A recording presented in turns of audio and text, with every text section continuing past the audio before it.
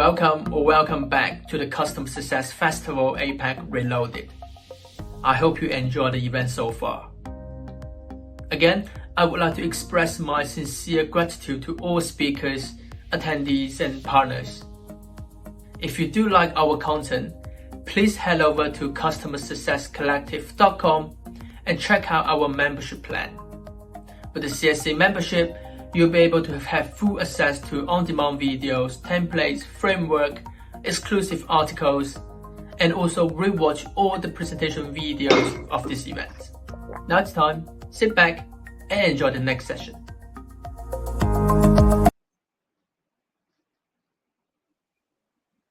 Good morning, Biavik. How are you doing? I'm good. How are you? Yeah, I'm good. And again, welcome everyone to the Customer Success Festival APAC Day 2. It is my honor to present you another friend of mine, the next speaker, Biavik, the Area Vice President Asia from Anaplan. So, are you ready? I'm ready. Awesome. Let's try do the screen sharing from your end to see if it works. Sure, sounds good. Let me find this. Are you able to see my screen? I think it's loading now. Yes, I can see now. Can everyone else see? Put your comments on the chat and show some love for Biavik here. And then also, again, there will be a live Q&A session after the keynote. So please feel free to post your comments, your feedback, your questions, so we can all get back to them. Yep.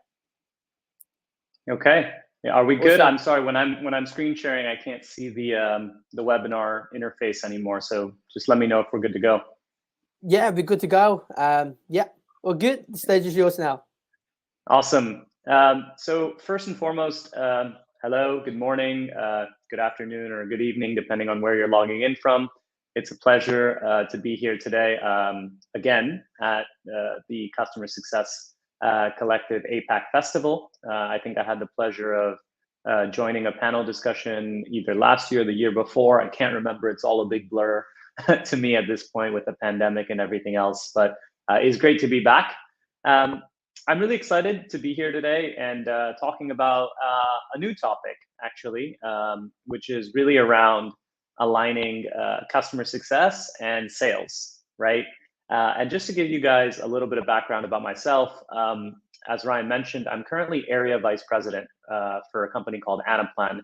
And so what that means is I have overall responsibility for driving growth across the region, which includes sales, pre-sales, customer success, alliances, sales development, and any go-to-market function pretty much. And so relatively recently, about a year and a half ago, I made the shift from being a customer success leader to a sales leader and an overall go-to-market leader. And so when this collective came around and we were brainstorming topics, I think this one just made a lot of sense for me to talk about, having lived on both sides of the fence. And I know I used to get a lot of jokes and teasing from all of my customer success friends and colleagues that said, "Hey, you're joining the dark side. What are you doing?" kind of thing.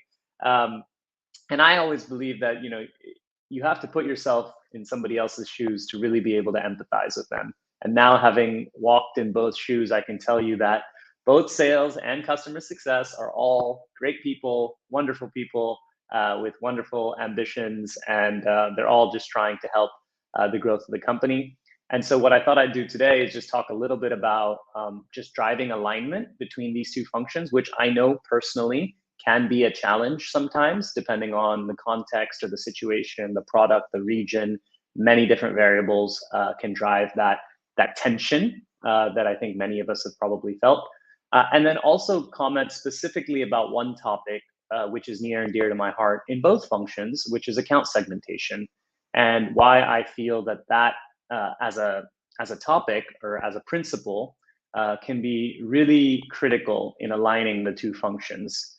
So hopefully you guys enjoy the presentation today. Please do ask questions in the chat. I would love to make this interactive. I'm doing it live, so I'm happy to pause and take questions, or of course, I look forward to taking a lot of questions at the end. And Ryan, if you don't mind, if we do get any questions, if you could just pause me and shout them out to me, because like I said, I'm no longer able to see the webinar interface. Right. Would you like me to read out all the questions for you after the whole keynote? Because that's what we normally do. Would that be all right? That's fine. That's fine. Cool. Yeah, thank you. So again, everyone, please feel free to post your questions here. We love to see all of them. And then Biavik, obviously, would love a bit more interaction. Yes, absolutely. So what I'll try to do is just in the next 15 to 20 minutes, cover the content and then really open it up for a discussion. So without further ado, let me get into it. So in terms of aligning, the two functions, and I thought about this principle a lot. Where I like to begin is aligning on a framework, right? Some kind of a common understanding of what it is that we're trying to achieve, and not just that, because that's aligning on the vision. Aligning on a framework is more about what we want to achieve and also how we think we are going to achieve that. And so, I didn't want to reinvent the wheel here. I know we have a lot of customer success leaders who are probably joining. So no surprise, the layer framework to me works great. It's simple, it's easy: land, adopt, expand, renew. It's an acronym, so that's always helpful.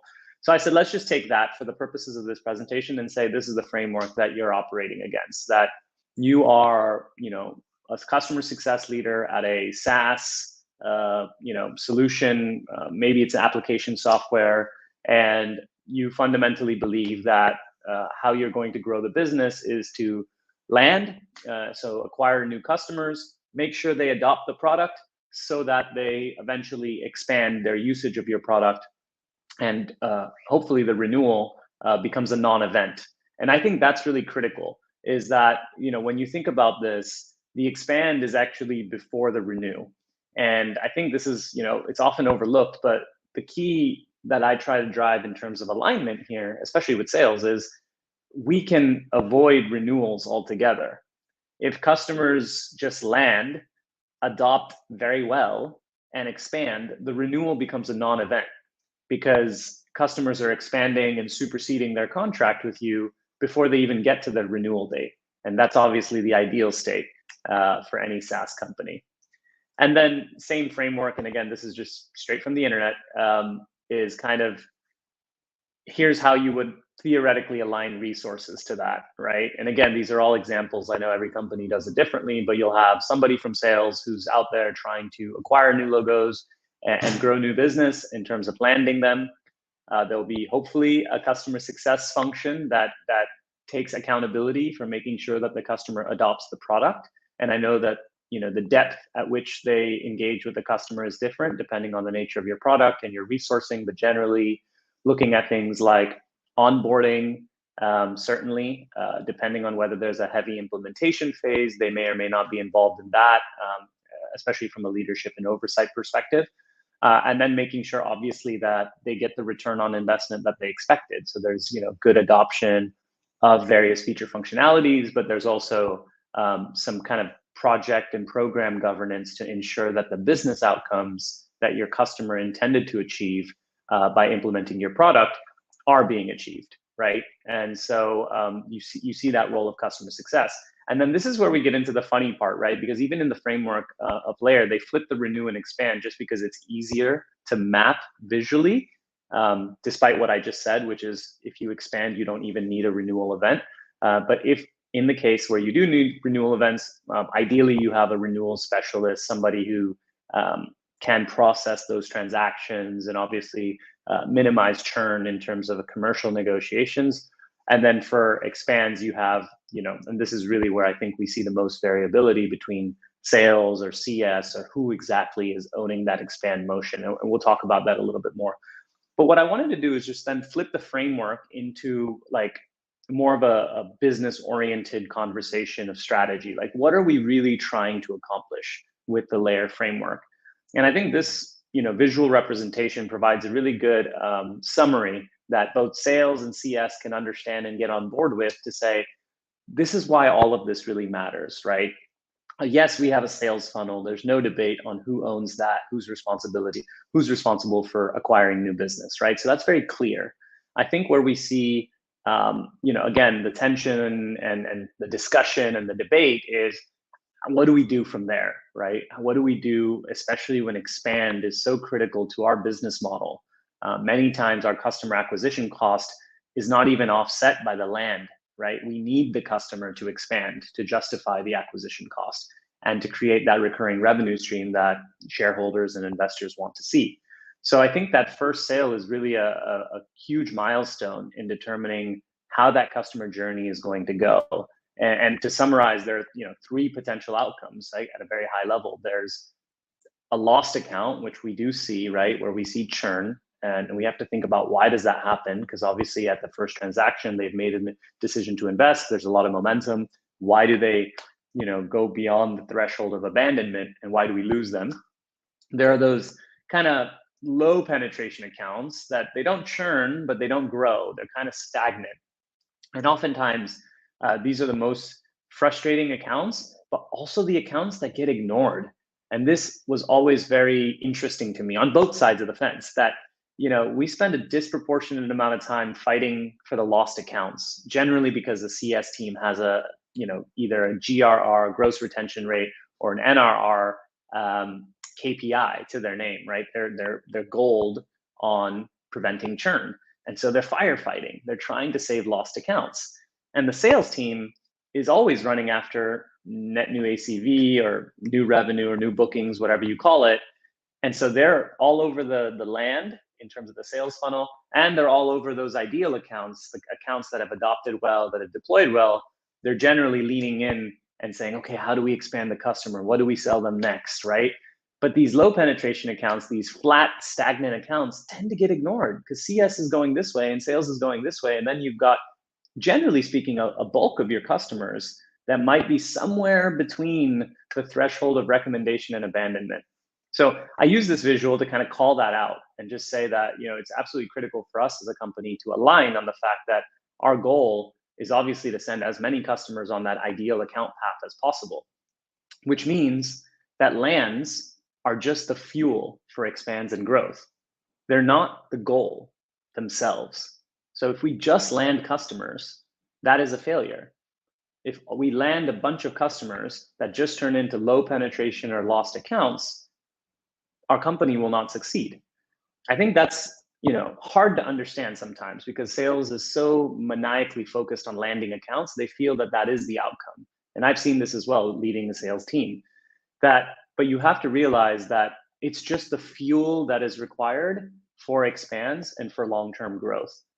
And therefore, you have to change many things in the sales funnel itself to prioritize chasing and closing opportunities which have high expand potential, or who fit your ideal customer profile, or who present outsized opportunity for expand. So it's not just maximizing the number of lands, but it's really trying to get quality lands, right? So this is concept number one. Concept number two is, how do we create an expand vision from the start, right? And this happens before the land. So it doesn't mean that the customer buys the software, adopts the software, deploys the software, and then we start have conversations about, oh, did you know you can also use this feature? Did you know you can also solve this use case? That visioning, that road mapping has to start during the sales process itself. And ideally, your product lends well to that it becomes a differentiator in terms of their decision criteria as well. And lastly, what I've seen work very successfully is, multi-threaded, overlapping layers of engagement. So what this means is, when you've prioritized the right opportunities in the funnel, when you have created a expand vision roadmap, or at least a mindset before they landed, you need to now increase the level of resourcing and the level of engagement and the level of support for that customer after the first sale, because that is the most critical time in a customer's journey. If you think about a customer received value metric, they've just paid a bunch of money and they are getting no value from it, right? Because now they have to go through an implementation. Now, if you're a product-led growth company and you can turn it on day one, that dynamic is a little bit different. But if you're kind of a more of a CIO era software company where there is an implementation required, then they're in the negative, they're in the red on day one. And so this is the most critical, most risky time period for a customer journey. This is where all the paths look the same, and this is where they start to diverge. And so how do we as an organization create a structure where we increase resourcing levels, we increase support levels right after the first sale? And this is another area where I see, misalignment, because generally sales, and I've had this experience being on the CS side of the fence, is they close the deal and they're out, right? They're going to the next one. They have a lot of other stuff in their pipe to work on. And then CS is left, kind of to catch the ball, and then pre-sales is gone, and all these other people who have been involved, they're gone, and now it's just CS. Maybe it's the implementation partner and the customer, right? So I think shifting that mindset, and again, that comes down to resourcing and segmentation. And thus, it draws me to kind of the main point of the presentation, which is segmentation. I think this is why I believe account segmentation, which determines level of investment, level of resourcing, and level of support that the organization chooses to assign to a specific account, is the most important concept in aligning the two functions. Because if you both haven't structurally aligned that we are going to increase the investment on that customer after the first sale, then of course sales is going to go run off to do more lands, and CS is going to work with them. And frankly, if things start going south, that's when more attention comes, because, oh my gosh, it's a red account now, we need to get more people on this, bring in the executives, right? Rather than being on the front foot and saying, actually, we're going to bring all of that on day one so that they become an ideal account and they never go down the lost account path or the low penetration account path. Segmentation, I think, is what organizationally drives that. So I want to pause here, and Ryan, I just want to check, are there any questions on this before I get into segmentation, which is basically the next 10 minutes? Yeah, I think we got 2 questions from the chat already. One at the very beginning of the of your session, from Kate. Yep. So she's saying the number one issue that she's having now is how to avoid sales team to oversell, meaning give customers high expectations that she might not be able to reach. Yeah. So it sounds like a comment more than a question, but I'm guessing the question is more around like, what can we do about that? First of all, in my experience, I haven't found a silver bullet per se.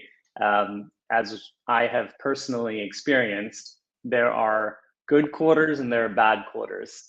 And in good quarters, even as a sales leader, it's much easier to be strategic and have perspective to say, yeah, you know what, this opportunity or this lead is probably not a strong fit for our value proposition. Or, hey, the customer's asking for 5 things. Let's be really clear that we do 3 of them and we do them well, but these other 2 are not really our strengths. And let's provide some guidance and advisory to them about how they could solve points 4 and 5, but maybe not with us, right?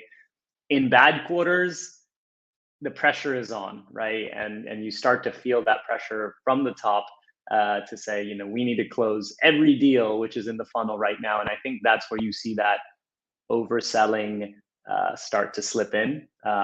Now, if it's so if you feel that it's seasonal based on whether the quarter is good or bad, I think you've already made a lot of progress, and you probably have a good sales leader and a good kind of a sales motion. If you feel that it's a problem 24/7 every quarter, despite whether the results are good or bad, I think that warrants probably a leadership conversation, either with your particular sales leader, or maybe even going above that and going to like the geo level or even the corporate level to discuss why we can't oversell. And the best thing that I did when I was in CS to try to avoid this, because we had the same, is I pulled out a lot of data.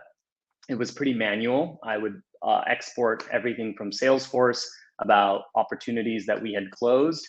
And then with my own subjective assessment, I would kind of mark the ones that I knew we had, let's say, oversold, or where I thought we had maybe overstretched ourselves in terms of promises. And then I looked at the adoption rates. We used something called an adoption score to be able to measure how much they were using the product. And of course, I looked at the churn rates across those same accounts. And what I wanted to do is paint a picture that says, actually, even when you land the account and you're all excited that we got another 100K or whatever, when you churn that account, or when it shrinks, 12 months from now or 24 months from now, and it certainly doesn't expand, if you think about our total customer acquisition cost, and there's usually, some math you can do on that, but broadly speaking, it's your total sales and marketing expense over the new business that you closed over a 12-month period. So you kind of average out what a customer acquisition cost is versus what that customer is actually giving you in terms of revenue. You'll find that certain customers are negative in terms of their customer level P&L. And that is a conversation that any CEO, CFO, CRO, or down the organization will listen to and say, we're actually losing money by doing this. So that's been what's been most successful for me, is just raising the conversation out of the, he does this, she does this, and raising it to a company and a financial impact level in terms of analysis, and then saying, guys, we need to have this conversation about how do we avoid this, because these are negative P&L customers for us. I hope that helps. It's obviously not, a silver bullet by any means. Thank you, Bev. That's a really great answer, I think. Oh, thanks, Kate. She said she would try, in case you can't see the chat. We got another, I saw Kirby yesterday already, so welcome back, Kirby. So he's wondering, for customers with low penetration, is your recommendation post-sales to potentially deploy some key CS resource to increase value so that they become ideal accounts? What were your opinion on this one? Yeah, so I will answer this in two parts. I'll give a quick answer now, and I think the segmentation will start to show what I think we can do with low penetration accounts. But obviously, the first thing you can do is try to shift as much of this work pre-sale as possible, right? So basically try to increase. Everyone always thinks about the conversion rates in the sales funnel. How much do we convert from stage 0 to 1, 1 to 2, and 2 to 5, right? And broadly speaking, if you're using Salesforce as sales stages. Nobody thinks about like the conversion rate of the deals we closed, how many expanded within the first 12 months, right? But I think that's a really interesting metric. And maybe yours is 18 months or 6 months, like different products are different, what you think is realistic and expected. But I would start looking at those conversion rates and managing to those conversion rates from a CS perspective. And then making sure that you're sharing those metrics back to your sales team, because they will care, because expand means more, revenue for them as well. So you'll have their attention. It won't be a, something they don't want to talk about. And start looking at your conversion rates and trying to figure out where it's happening. Because I think once you see the percentages, you'll say, okay, 30% of my customers are expanding. What's happening to the other 70%? You double click on those. You'll start to then go talk to the CS teams or the account teams and say, what happened? Why didn't they? And likely it's a bad implementation. It's, insufficient onboarding. It's change of, key people at the customer. Generally you can bucket them into a few different categories. And then if you know kind of what's happening, and if one of those is standing out more than the others, for us, it was, poor implementations. Back in the day, we had a big issue with our implementations being longer and more painful than we would be selling or the customer would be expecting. And then we ended up investing quite a lot in creating a better implementation motion by investing in a professional services team, by investing in a partner enablement team to make sure our partner-led implementations went better. So there were a lot of initiatives and investments that came out of that analysis of why do customers end up in the low penetration zone. If you're already there, so this is all preventative. If it's already there, then yes, at a very high level, I would invest more resources in the account, but only if that account has a high addressable market. And so I think that's going to get into the segmentation perfectly. So if you don't mind, I'll just go to that, and then we can talk about it even more, if that works. Yes, let's continue the conversation. And then for all attendees, keep your questions answered. Ask here in the chat. I'm pretty sure you can see already, but I will get back to you with a lot of details that I can see here. Thank you. So look, segmentation, right, which is how we determine how much resource and investment we put on a specific account, right? Let me just keep saying that, because that's the purpose of segmentation, both from a sales and CS perspective. There's There's probably a segmentation model that everyone knows. Like at your company, and again, I have to make generalizations because I don't know every specific, but you probably have a segmentation model that looks something like this, where you have maybe, again, simple, 3-tier, maybe it's 4, maybe it's 5, but you have a kind of a pyramid structure with lots of accounts in the bottom and a little bit less in this one, and the fewest accounts up in your top category. And again, for the purposes of this, I'm saying, okay, you've got your volume business, you call them commercial, you call them mid-market, you call them whatever, right? Where you have generally a volume of your business coming from. Maybe generally lower average, ARR, average sales price is a bit lower. Maybe the deal velocity is a bit faster, and maybe those are just generally smaller customers when you think about their annual revenues and their employee counts as two metrics. You have an enterprise segment, which is in many enterprise SaaS companies, that's the core business. That's where the bread and butter, if you will. And then you've got your strategic or major accounts or global accounts or whatever you call those, which are what the company sees as like the game changers, the accounts that if you could blow this account wide open, the sky is the limit, right? And it would have a powerful reverberating effect on the rest of the market, right? If I'm just using the example, if Google was using our product and they were our biggest customer, what kind of impact that would have, not just to other customers, but just it would change the direction of our company itself, those kinds of game-changing accounts. So this is a segmentation model that probably everyone knows has some version of this kind of a segmentation. But the problem that I've experienced firsthand year after year is that there are different definitions across sales and CS of what constitutes an account in one of these buckets. And this is why I think this visual is good, because it's like two sides of the same pyramid, right? But if you look at it from one angle, you only see one side. Sales, generally speaking, is going to be categorizing things into those buckets based on the annual revenue of the company. That's a really common one, right? Bigger than 10 billion is a global account, bigger than 1 billion is an enterprise, so on and so forth. It might be, employee count based, especially if you are, product-led growth type company where, it goes viral and you monetize after. Or even if you're a license-based traditional company, but you feel like your licenses can propagate a pretty big user base. I think if you have any kind of pricing associated to users, then this one might pop up as well. More than 10,000 employees, more than 2,000 employees, whatever, right? So that's generally and simplistically how sales will do the segmentation of what is strategic, what is enterprise, and what is commercial. If CS does it, they may think of it a bit differently. They tend to focus on ARR. And they say, well, this account spends a lot with us, right? And this account spends less with us. So they really go with about how much ARR there is from the specific company, because that's how they're measured. They're measured, generally speaking, on renewals and maybe some level of adoption. But obviously, adoption requires generally more support if it's a higher ARR, because higher ARR means either more users or more complex solution that's been sold and implemented. So therefore, the effort required to drive adoption may be theoretically higher, and certainly across a bigger user population. So right here, you can see that the two teams are thinking about strategics, enterprise, and volume kind of different, right? CS sees the volume business as all the accounts that are only spending like 20, 30K. And their, strategic accounts are accounts that are spending $1 million.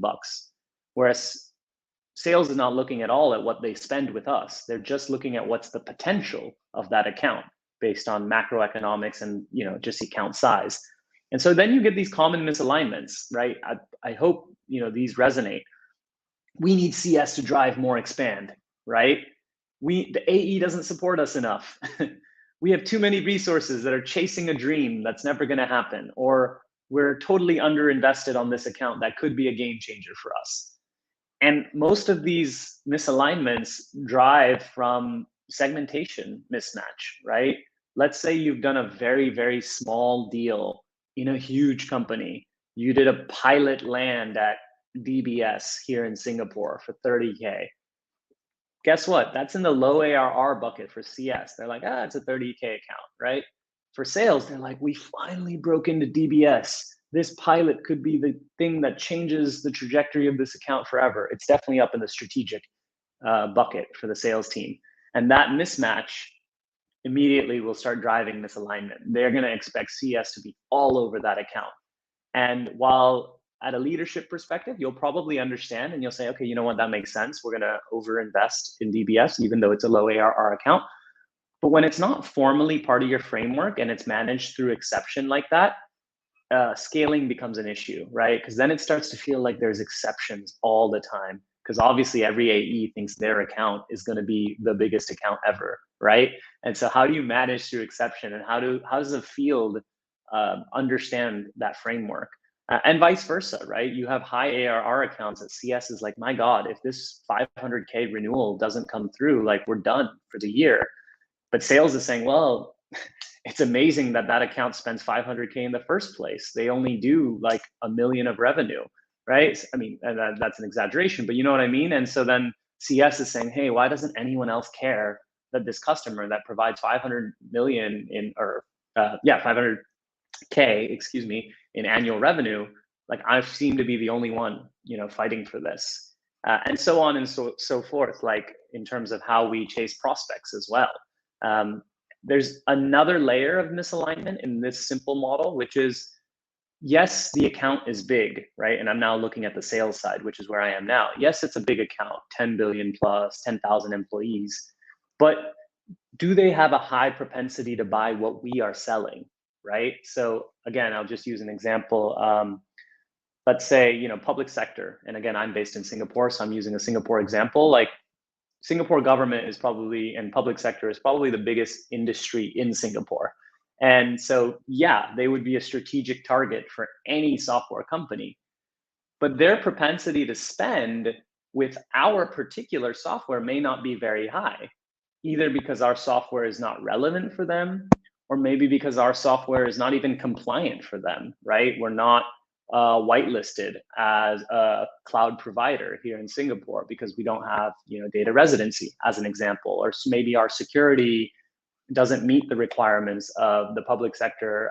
So there are different reasons why an account could be up there, but is not worth spending a lot of resources chasing, right?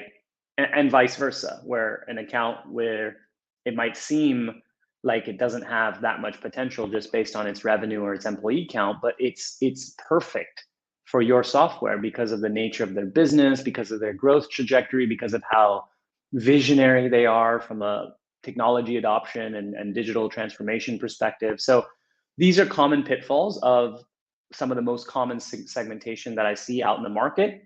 And generally, once you go through this process, you say, yeah, you know what, too much misalignment, and also we're missing some key dimensions. And you might try to get a little bit more sophisticated.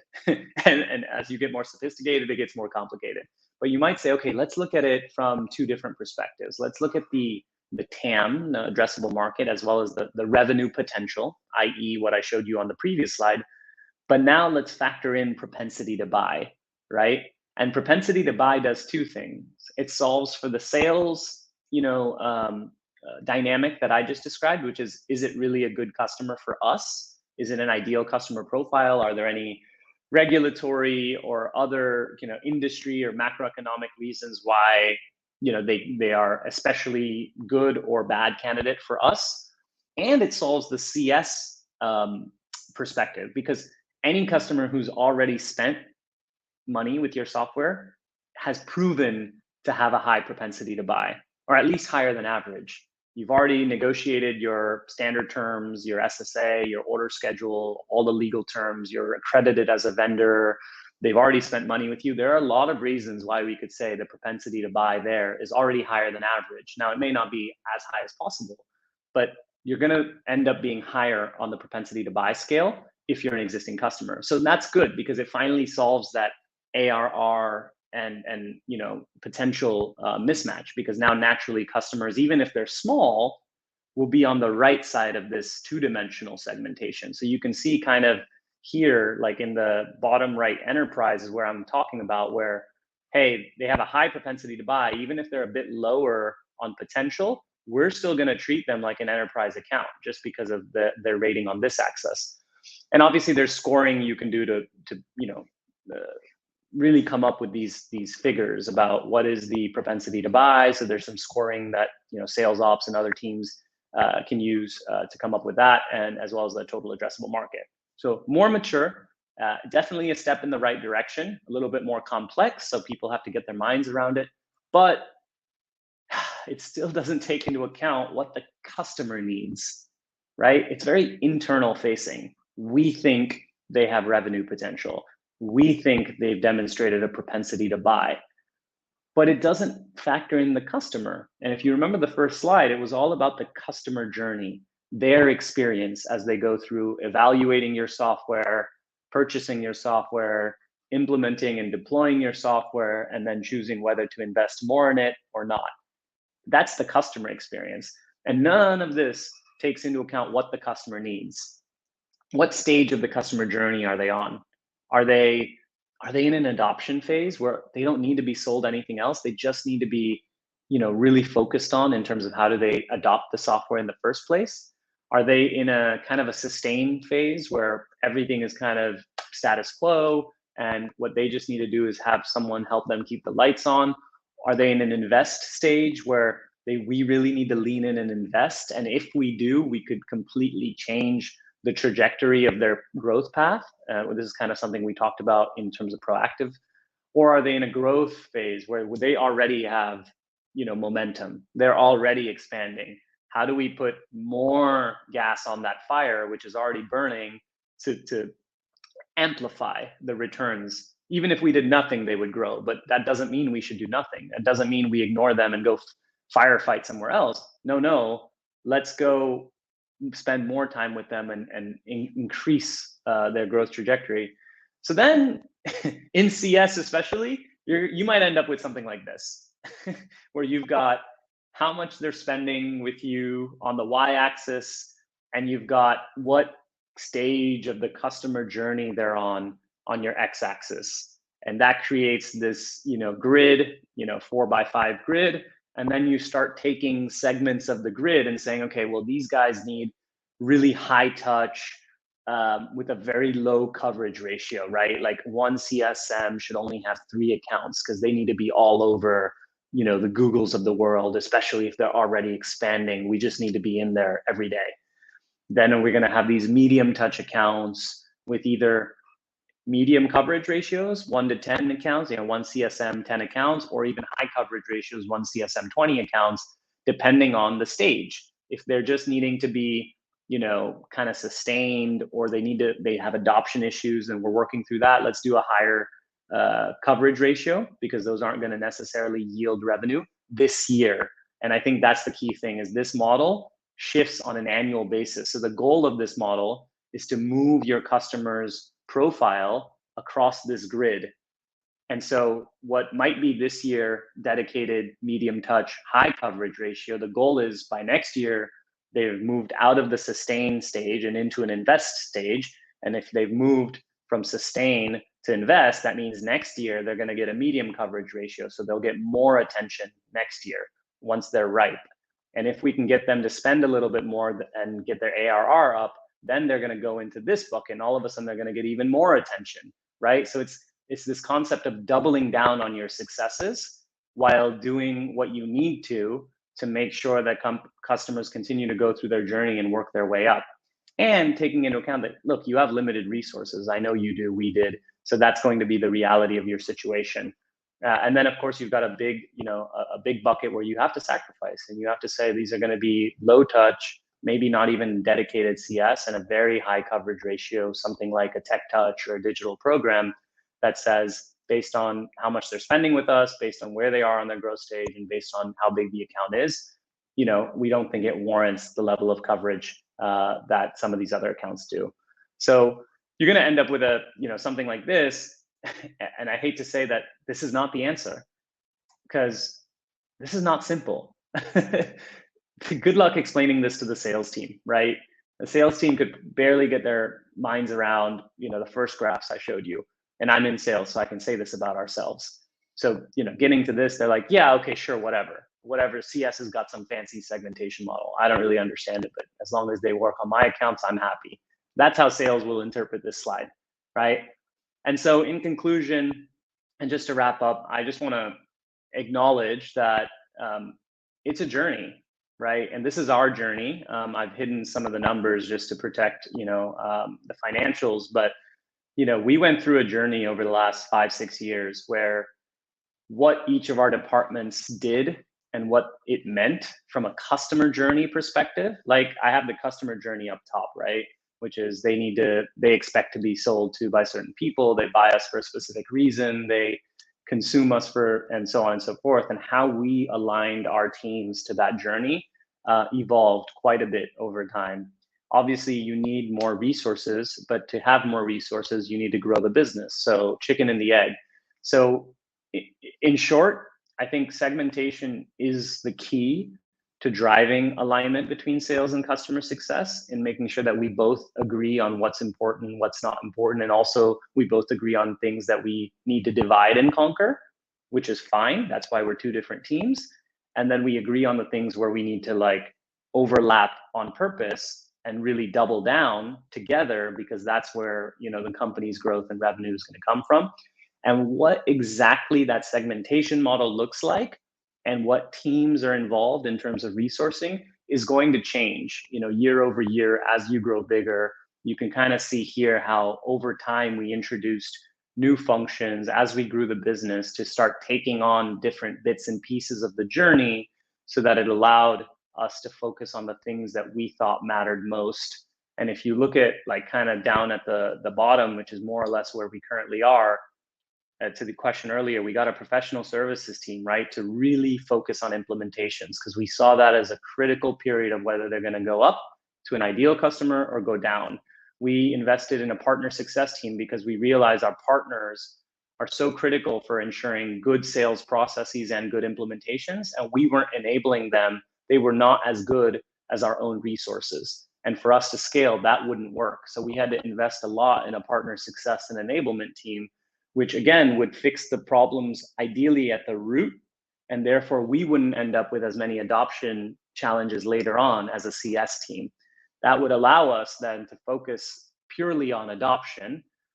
And then renewals, we've kind of outsourced to a renewals manager, because, in the case that someone is just renewing flat, you don't want to take up either CS or sales time to work through that. And expansion is the one area of our business that we knew was critical. And this is where we consciously chose to overinvest, which is why you see CS plus sales plus accelerate, which is a whole different function we brought in for business value and strategy, to really overinvest on expansion, aligned to the segmentation that I showed you, where if we have a customer who's in the right profile, who's showing some signs of momentum, we want to throw the kitchen sink at them and really make sure that they have a light bulb moment, so that they expand their usage of Anaplan across our entire platform.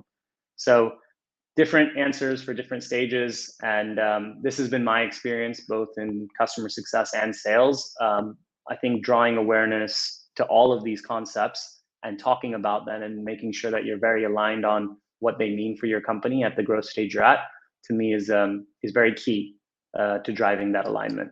So thank you very much. I'd love to take some more questions if there are any. Yeah, thanks, Bjarvik. I think we still got time for maybe 1 or 2 questions. I think it's a really insightful presentation, and thanks for doing this with us again. We got 10 Young here. Sorry if I got your name wrong. Saying, is there or should there be some key metrics that could be shared between the sales team and the CS team to keep them aligned? He or she is in a startup, so there's no such mechanism yet. Yeah, great question. Yes, short answer, absolutely. I think so. One of the best metrics, in my opinion, and this is an opinion, is NRR, which is net dollar retention rate. And the reason I love this metric so much is because it combines your renewals or your churn rate as well as your expand rate, right? And so generally best in class or best in industry would be to be 120% or higher. Like that would be ideal. which basically means anybody, if you look at a cohort of customers last year, and add up all of their revenues, this year they're spending 1.2x that or more, right? That would be 120% plus NRR. And the reason I like NRR as a metric is it allows sales and CS to sit down at the table together and make those critical decisions about trade-offs, right? i.e., should we let this customer churn, right? It's going to be a 100K churn, right? But it looks hard to salvage at this point. And having CS run after this account and do crazy things to try to prevent them from churning is going to be a lot of time and effort, and potentially unlikely that we change the outcome. So that's 100K that we're choosing to lose. However, by not doing that and saving all those time and resources, could we deploy those same CS and salespeople on this account over here and drive a 200K expansion, right? And so that's obviously better for the company. That's plus 100 if you do the net effect. That is the right decision to make as a company. But oftentimes when CS is comped just on renewals and sales is comped just on new business, they only want to do that and you only want to do this. That's misalignment. So if you have NRR as a shared metric, together you guys can make that trade-off. And then it's not always that simple. It's saying, hey, what's the likelihood of this? What's the likelihood of that? And so it's always more complicated. But as a metric, I think it's a pretty good one. And I see there's a follow-up question. Our sales team does not have these CS metrics like NRR, assuming this should be put in the calculation with the sales commission, et cetera. Yeah, I mean, ultimately, there are different levels of governance that you can bring to the metric. I mean, I think even bringing the metric into awareness, like putting it on all your key KPI dashboards, making it a part of your QBRs, that kind of attention will bring the right level of conversation to it, even if it's not in the compensation plan. Because, as leaders, especially sales leaders, put aside the reps for a second, but if you look at sales leadership, we are more than just our comp plans. I can tell you as a sales leader, like my comp plan is there, but what I'm measured on is much bigger than that. It's about how we motivate the team, the culture we build, the overall business performance, et cetera, et cetera. So if we bring these things into view and someone like my MD or my CRO is asking me, hey, what's the NRR rate in APAC? Why did it go up or down this quarter? I'm going to feel very accountable for that metric, regardless of whether it's in my comp plan or not. If you can get it into the comp plan, great. That's even more, right? So getting it into the comp plan is great, but I am conscious that sometimes compensation plans are harder to change. What's easy to change is what you report on and what you govern the business on. How do you manage expectations between the sales and CS team during the proof of concept? And the CS team has limited time to make sure that fair question. Ryan, do we have time to take a few more or no? Yeah, maybe one more with Pooja. I think that one is really similar to what Kate mentioned at the very beginning, isn't it? Yeah, it is. I think look, proof of concepts are powerful, obviously, and I think what we have to acknowledge, and I knew this because when I was in customer success, I kind of hated them, to be honest with you, because I just thought we were going to end up doing more investment and we were going to potentially still not win the account. And on top of that, to your point, it's very hard to demonstrate in a proof of concept about everything. It's a proof of concept. It's not what you're getting exactly. And it's much more complicated to make something production ready, right? So I've been there, but I have to acknowledge that customer buying behavior is changing significantly. Like a majority of the decision by our prospects and our customers are made before they even talk to us. And then this whole try before you buy concept, which is obviously very prevalent in B2C, like as consumers and stuff, it's coming into B2B. So I think, it's unrealistic to think you can get away with a sales process that doesn't involve a POC. The best thing you can do is qualify it. And the best thing I do to avoid what you're talking about is force a gating mechanism. Before we get to POC, there has to be a success criteria.